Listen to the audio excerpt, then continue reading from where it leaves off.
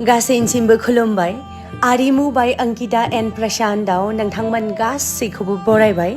दिनै आं नुजाथि फैदों आरिमु ब्रेन्डनि गोदान ब्रान्चनि अपेनिं सेरेमनियावहाय नैबे आब'आनो जाहैबाय अंकिता आरो उनफारसेथिं थानाया गुमै प्रशान्त बिथांमोनानो जाहैबाय दि अनार अफ आरिमु ब्रेन्ड नोंथांमोना आरिमु ब्रेन्डनि प्रडाक्शनफोरखौ ससियेल मिडियानि जोहै नुखाबाय एबा मिन्थिखायो जानो हागौ थारैनो आरिमु ब्रेन्डआव जोबोद समायना पियर सिल्कनि कालेक्शन्सफोर दङ बेफोर गासैबो ब्राइडेल कालेक्शन जेराव कास्टमाइजबो खालामनो होनो हायो आरो बिथांमोना आरिमु ब्रेन्डनि अनगायै मोनसे ड्रिम कालेक्शन लाखिनाय जादों जेरावनो नोंथांमोना मोननो हागोन जुवेलारि हेन्डबेग्स एसेसरिज आरो बायदि आरिमुआवहाय नोंथांमोना बांसिन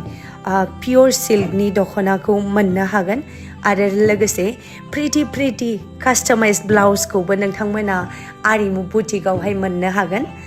बे आरिमु बुटिकनि लकेशनानो जाहैबाय बाक्सा जिल्लानि सिङाव थानाय मुसलपुर टाउननि डक्टर रबि बर' सिभिल हस्पिटाल खाथिनि आमबारि हाबलांग्रा लामायावनो आरो जायफोर नोंथांमोना गोजाननि